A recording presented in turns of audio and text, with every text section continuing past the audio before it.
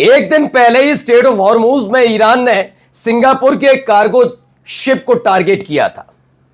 आरोप यह लगा था कि जिस तरीके से फिलहाल नाकाबंदी चल रही है, उस नाकाबंदी के बीच सिंगापुर का वो जहाज चुपके से निकलने की कोशिश कर रहा था। चेतावनी देने के बाद नहीं रुका और उसके बाद उस पर हमला कर दिया गया। इसके साथ साथ आईआरजीसी की तरफ से बयान था कि जो वॉरशिप्स हैं अमेरिका के, वो स्ट्रेट ऑफ हॉर्मुज की तरफ से बढ़ रहे हैं। और खबर यह भी निकल कर आई कि इजराइल के कई वॉर प्लेन बिल्कुल ईरान के बॉर्डर के पास मंडरा रहे हैं। इन सब के बीच एक बड़ा हमला हुआ। हमला ईरान के दक्षिणी इलाके पर हुआ, जिसका जवाब देने में देर नहीं की ईरान ने भी। ईरान ने एक बार फिर से दहला कर रख दिए अमेरिका बेस कैंप। जी हां, अमेरिका के बेस कैंप पर बड़े बड़े हमले हुए हैं। यह हमला उस लिहाज से किया गया जब ये दक्षिणी ईरान पर फिर से अटैक किया अमेरिका ने, उसका मुंहतोड़ जवाब दिया गया। और जो हमला कार्गो शिप पर किया गया था, उसको लेकर भी ईरान की तरफ से बयान आया है। खबर निकलकर यह भी आई कि जो मिडिल ईस्ट के अंदर बने हुए उनके अपने जितने भी मिलिट्री बेस हैं, उनको भारी नुकसान पहुंचा है, जिसके हालात ऐसे हैं कि अब लंबे समय तक उनको वाकई ठीक नहीं किया जा सकता। और आपको एक खबर हमने आपको दिखाई थी कि लेबनान के नाम पर ईरान ने डील को रोक दिया है कि जब तक इजराइल लेबनान पर अटैक करता रहेगा, इस डील का कोई मतलब नहीं। ये लेबनान की सरकार कह रही थी कि ईरान का कोई लेना देना नहीं, लेकिन अब उसी लेबनान की जनता ने अपने ही देश की सरकार के खिलाफ मोर्चा खोल दिया है। नमस्कार, मैं हूं प्राज्वल गौतम और आप देख रहे हैं खबर चौक। सबसे पहले ताजा हमले की खबर है। अमेरिका का ईरान पर हमला, मिसाइल ड्रोन साइट को बनाया गया है निशाना। खबर निकल कर आई है कि मिसाइल और ड्रोन साइट जो ईरान की है, जहां मिसाइल बनाई जाती हैं, ड्रोन बनाए जाते हैं, खैर एक जगह नहीं बनाई जाती, अलग अलग हिस्से में, वहां पर यह टारगेट किया गया। अमेरिका का दावा है कि उसने बड़ा हमला किया है ईरान पर। लेकिन अब सोचिए, अभी तक क्या खबर आ रही थी, सब ठीक हो जाएगा, सब ठीक हो जाएगा, हो गई डील।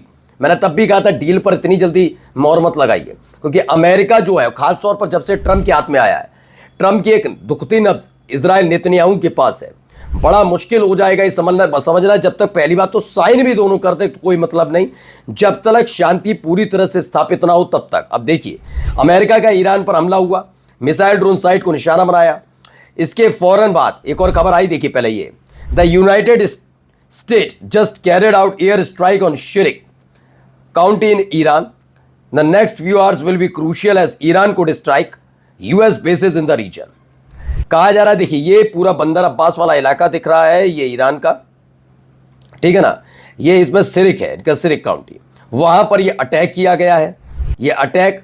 और अब ये कहा जा रहा है कि अगले कुछ घंटे बहुत क्रूशियल होने वाले हैं, क्योंकि ईरान पलटवार भी करेगा और अमेरिका के जो मिलिट्री बेस कैंप है उन पर भारी हमले कर सकता है। जैसे ये खबर आई, फौरन ही हमले की खबर आ भी गई कि हमला कर दिया। देखिए वीडियो।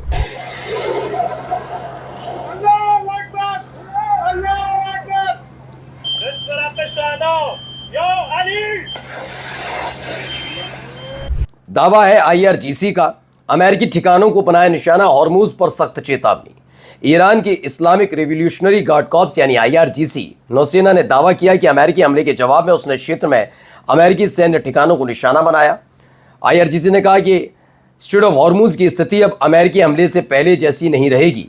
उसने आगे चेतावनी दी कि हॉर्मुज से गुजरने वाले सभी जहाज़ों को ईरान द्वारा घोषित मार्गों का पालन करना होगा, वरना जहाज़ों की सुरक्षा की गारंटी नहीं दी जा सकती।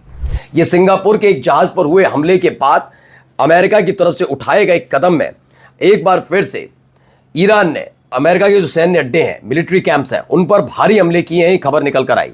खबर तो यह भी निकल कर आई कि जो सिंगापुर के जहाज पर अटैक हुआ, उसको लेकर ईरान की तरफ से स्ट्रेट ऑफ हॉर्मुज में कार्गो जहाज MV एवर लवली जो सिंगापुर का है, उस पर हमले को न्यायोचित ठहराते हुए कहा जा रहा है, क्योंकि अमेरिका ने सीज फायर की शर्त नंबर 5 का उल्लंघन किया, इसलिए हमला किया गया।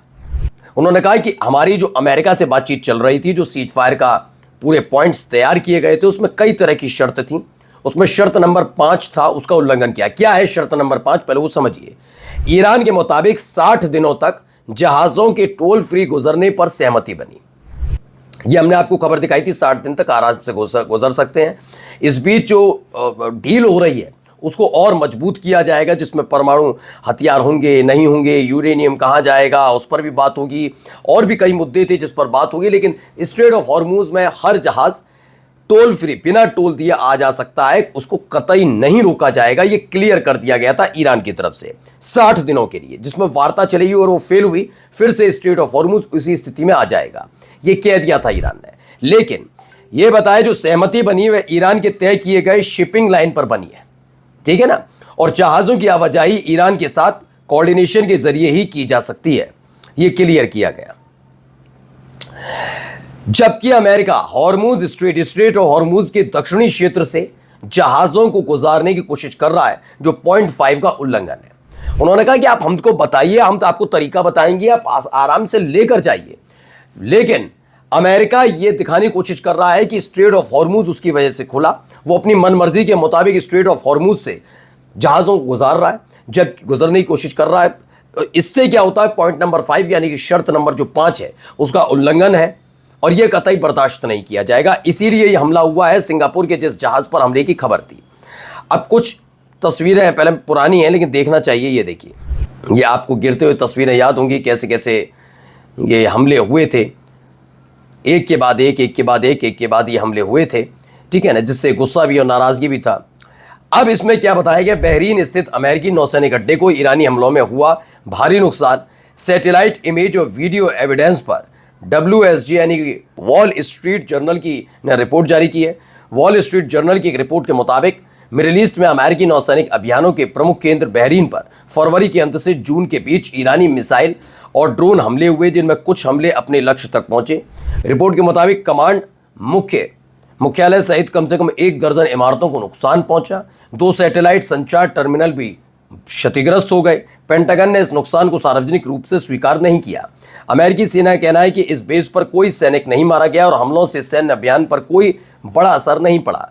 अधिकांश कर्मियों को पहले ही सुरक्षित स्थानों पर भेज दिया गया था। अमेरिका का जो सेंट्रल कमांड है, जिसे सेंटकॉम कहा जाता है, उसके प्रवक्ता है कैप्टन टिम हॉकिंस ने कहा कि ईरान ने 8000 से ज़्यादा मिसाइलें और ड्रोन दागे, जिनमें केवल 2 हमलों में अमेरिकी मौतें हुई। उन्होंने दावा किया कि जवाबी कार्रवाई में अमेरिका ने 13,500 से ज़्यादा लक्ष्यों पर हमला किया। रिपोर्ट में यह भी कहा गया कि बहरीन के अलावा क्षेत्र में 20 से ज़्यादा अमेरिकी सैन्य और राजनयिक ठिकानों को निशाना बनाए जाने के बाद अमेरिका मिडिल ईस्ट में अपनी सैन्य मौजूदगी की समीक्षा कर रहा है। वो खबर हमने आपको दिखाई थी कि उनके दूतावास पर भी अटैक हो रहा है। और अब जरा कुछ तस्वीरें,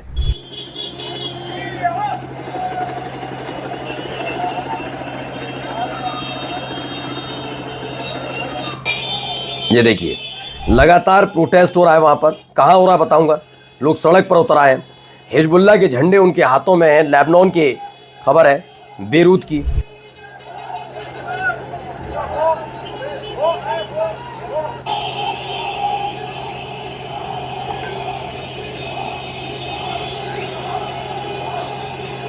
तो आपको पता ही होगा कि बहरीन की सरकार पूरी तरह से इजराइल के सामने नतमस्तक है। अब खबर निकल कर आ रही है, लेबनान की सरकार पूरी तरह से नतमस्तक है इजराइल के सामने। बहरीन भी है एक तरीके से, बहरीन में भी नाराजगी थी पिछली बार 40 दिन के युद्ध में, वहां पर सड़क पर लोग उतरे थे। वैसे ही लेबनान की सरकार पूरी तरह नतमस्तक है। इजराइल लगातार अटैक कर रहा है हिजबुल्लाह के नाम पर। अब लेबनान की जनता सड़क पर उतर आई और बेरूत में जबरदस्त प्रदर्शन किया अपने ही देश की सरकार के खिलाफ, क्योंकि उन्होंने इजराइल के साथ एग्रीमेंट किया है। नमस्कार।